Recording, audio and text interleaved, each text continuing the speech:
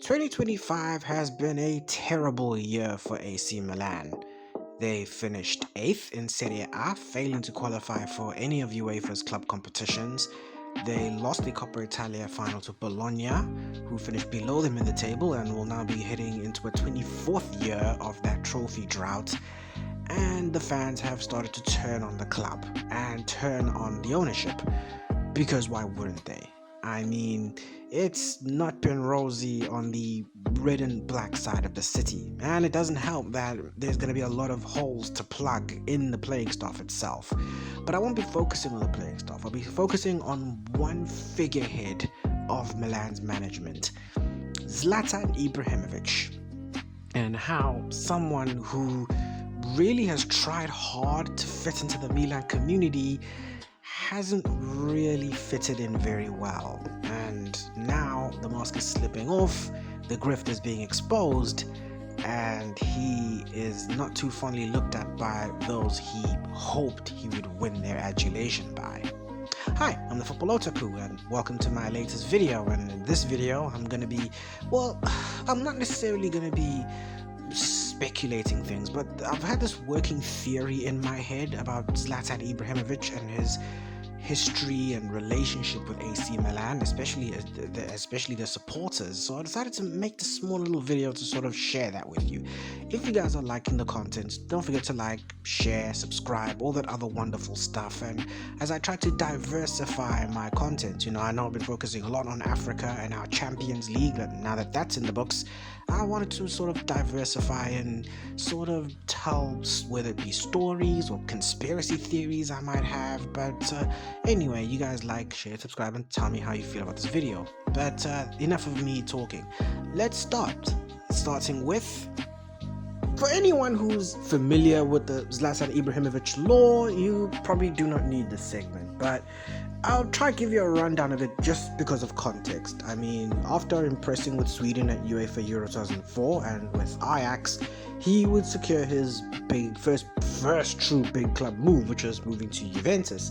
There, he would join a very stacked Juve side. I mean, Cannavaro, Buffon, Del Piero, Nedved. There were some top names in that Juve squad. I mean, you could say some of those guys were part of the spine of the Italy team that would win the World Cup 2 years later. And there he would be pretty successful. I mean, he would win the league title in his first 2 years at the Bianconeri until he didn't. Calciopoli, of course, happened, and Juve would be stripped of those 2 titles. 2005 would be unassigned or undeclared. 2006 would actually go to Inter.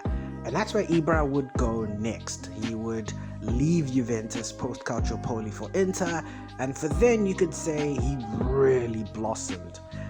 He was a focal point of Inter's 3 straight championship wins, even famously scoring in the final day of the 2008 campaign where we won the title at Parma in the rain at the Tardini. I mean, there was a famous story that apparently we had to wait 2 hours for the airport for the trophy to show up because the helicopter was late, but again, that's me rambling.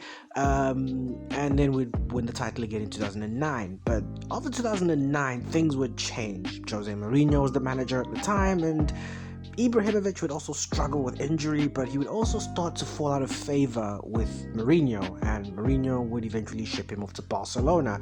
With a swap deal, we'd bring in Samuel Eto'o. For Ibrahimovic, that sort of hurt him. It hurt his pride, it hurt his ego, and a club where he felt he was a pretty important figure, to be let go like that was something that was very painful for him. And at least he would be joining a club that was practically on top of the world in 2009 with FC Barcelona. He would finish the second half of Barca's legendary sextuple year, winning the European and Spanish Super Cup along with the Club World Championship, beating Estudiantes de La Plata of Argentina in the final. He would score a fantastic goal in his first Clásico and didn't necessarily have a bad season. I think he scored 29 goals in his first campaign in Spain. It wasn't that bad. I mean, plus he would end up retaining the league title, but sadly the cup and most infamously the Champions League would slip through Catalan hands. The Champions League, they lost in the semi-finals to, yep, you guessed it, Inter. And and the same Inter he left would go on to do something no Italian team has done before and since: win the treble, League, Cup and Champions League, with Sami Eto'o scoring some crucial goals up front. Now that would obviously sting Ibrahimovic a little bit more, especially also considering that his time at Barcelona, although numerically was good, he did at times get into odds with Pep Guardiola over tactics, or he felt that he felt restrained, or that Guardiola's style of play just didn't suit him. So Barcelona would ship him out on loan, and where else would he go to but AC Milan? Now, Milan and Inter, despite being absolute rivals, have done business together quite often. I mean, there's a long list of great players who've played for both clubs. I mean, it's not an alien concept.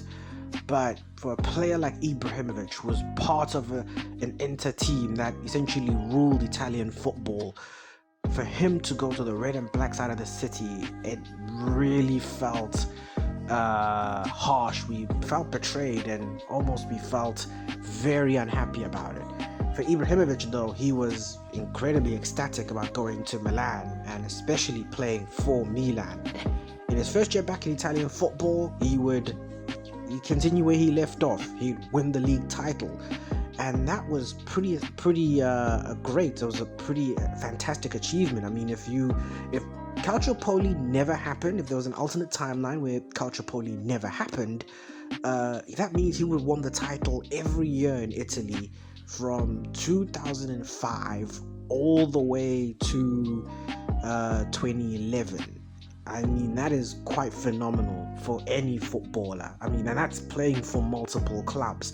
So, but then 2012 would be an odd reality check. I mean, Juventus would bounce back into relevancy, winning their first title in 9 years, and they would do it invincible.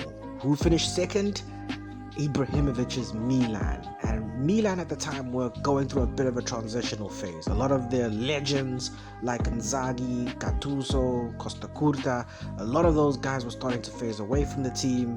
The ship was starting to sink financially, and with the new Moneyball wave that was coming in to football, many felt Milan would struggle to compete with a lot of the newer emerging wealthier powers that were starting to show themselves. And in his first year of failing to win the league title since 2005 legally, Ibrahimovic left. And he left at the time when Milan really needed him, when Milan really was starting to show signs of decline. He would leave for the first big paycheck, Paris Saint-Germain. And I don't know how Milan fans technically think about this transfer, but many of them, or some of them, would probably think, well, you've probably snaked us. I mean, we get it, you know, you want the big paycheck and we don't think we can support you financially anymore. But in times like this, in times where it's starting to get tough, to see you jump ship like this is, not a great look. And that's where another sort of bone of contentment arises with Ibrahimovic and Milan. So, we all know how the rest of Ibrahimovic's career plays out. I mean, it's a mixture of Manchester, Los Angeles, and back to Milan, where he finishes his career and wins his second straight league title. But we kind of already knew that. But why do I feel like Ibrahimovic's love for Milan is a bit of a grift, or a bit of a how can I say, it's more like aura farming.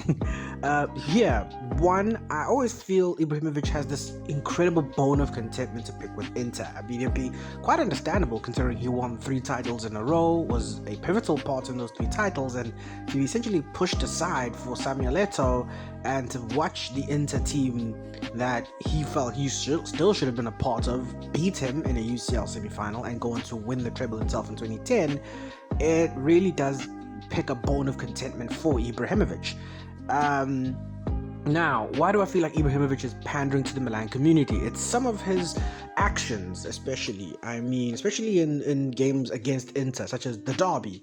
I mean, note that a lot of Ibrahimovic's goals have always come away from home. Well, of course, Inter and Milan ground share, but when Inter are the home team, Ibrahimovic always tends to score.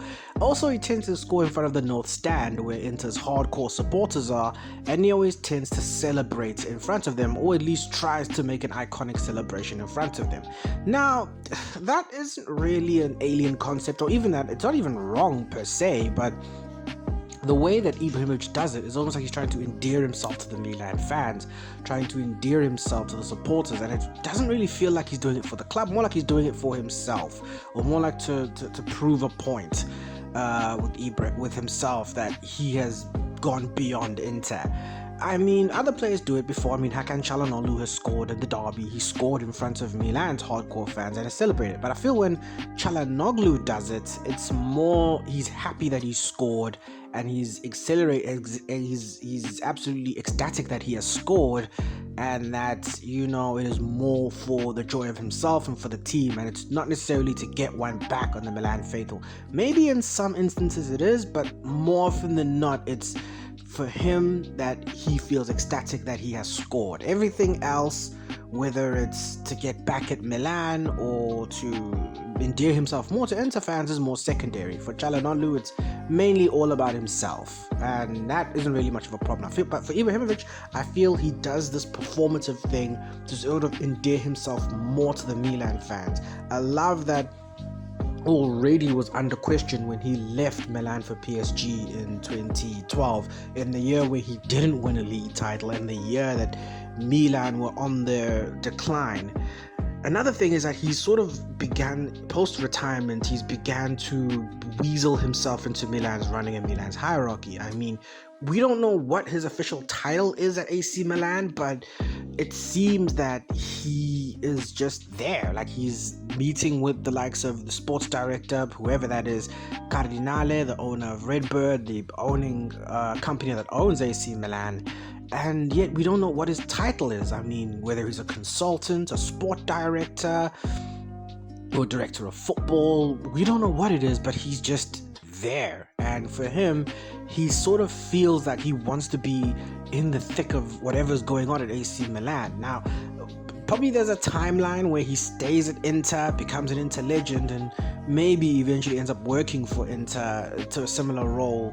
But for someone who really has such an ego, and for someone who really hasn't had an eye for working behind the scenes of football, not successfully, him really needing to work there at AC Milan in that capacity is something that's very, very suspicious, and something that's very, very questionable for Ibrahimovic. So I feel like it's going to be very, very weird.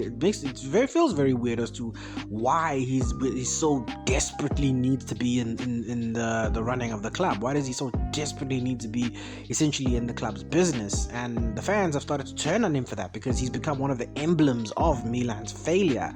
And even what he's achieved in the past now doesn't matter anymore, because now, just like Cardinale and all the other people, he's now become a face of their ire. He's now become one of the people that Milan want to get rid of, regardless of his success on the pitch. In fact, a lot of his stuff that he did on the pitch, although was admiration and although was on the benefit of the club, now it doesn't matter to the fans, because it doesn't have that genuine love and loyalty. I mean, if this was Inter, of course fans would sort of start turning on Javier Zanetti, but a lot of us would still see Zanetti as an Inter legend anyway, because of what he'd done for the club and his loyalty and his success. He's become an emblem of our success, both on and to an extent off the pitch now. We'd still hold him to a high regard even if he walked away. With Ibrahimovic, he walks away, and although with a selective few who will remember him fondly, a lot of Milan fans will forget him anyway. The one thing I've also noticed has been Inter's reaction to all of this. Now, Inter haven't really reacted that much to anything AC Milan say, but their reaction has been, although minimal, has been very impactful and been very, very loud. I mean, one example will probably be the Super Cup. Now, Inter and AC Milan were due to play each other in the Super Cup final, and in the pre-game meeting between the ownerships, Pepe Marotta, of course, being president of Inter, he gifted Zlatan Ibrahimovic, who was there, a shirt, an Inter shirt, with the Scudetto on it. That leads a million questions. I mean, not even a million questions, but definitely it's one of those moments where a picture tells a million stories. I mean, this is also a message from Inter, and definitely from the Inter hierarchy, that as much as you try to paint yourself as this Milan legend, remember, you are more successful with us than you ever were with them, and we will not let you distort history. Remember, you were with us and you were better with us first. And that really is what makes me laugh about Inter. And even when you look at the trajectory of the rivalry, Inter have definitely had the better of AC Milan over the last couple of years, and have definitely achieved more significant milestones either before AC Milan or even before Milan have even achieved them at all. So it's a very interesting take on what Pepe Marotta and the co have done.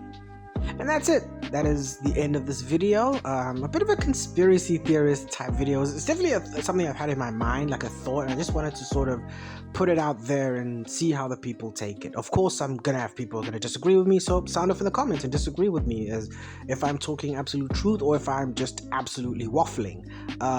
Your opinions, of course, are always welcome. Obviously, I'm trying to sort of take a break from the game, being that it's the end of the season, so don't expect a lot of uploads. But anyway, if you went through this absolute video, you're an absolute warrior. And anyway, it's been your boy, the Football Otaku, and never forget, real football always wins. Check you on the flip side. Deuces.